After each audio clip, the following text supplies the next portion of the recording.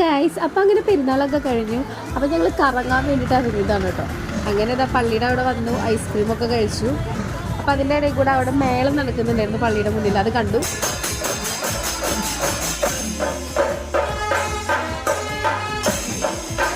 അങ്ങനെ അതൊക്കെ കണ്ടു കഴിഞ്ഞ് ഞങ്ങളിതാ പർച്ചേസിങ്ങിന് നടന്നുകൊണ്ടിരിക്കുകയാണ് കേട്ടോ.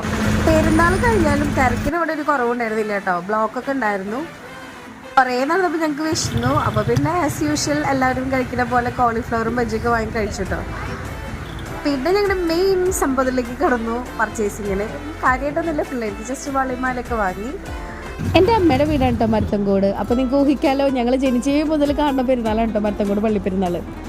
ഇന്ന് ഞങ്ങളുടെ മക്കൾ കൈ പിടിച്ച് നടക്കുമ്പോൾ സത്യം പറഞ്ഞാൽ ഞങ്ങളെ തന്നെയാണ് ഓർമ്മ വരുന്നത്. ഇവിടെ ഇങ്ങനെ രാത്രി പകലും പെരുന്നാൾ കണ്ടിങ്ങനെ നടന്നൊക്കെ ഓർമ്മ വന്നു. സോ ഇന്നത്തെ വീഡിയോ ഇത്രയേ ഉള്ളൂ. വീഡിയോ ഇഷ്ടമായെങ്കിൽ ലൈക്ക് ചെയ്യുക, ഷെയർ ചെയ്യുക, സബ്സ്ക്രൈബ് ചെയ്യുക. ബൈ.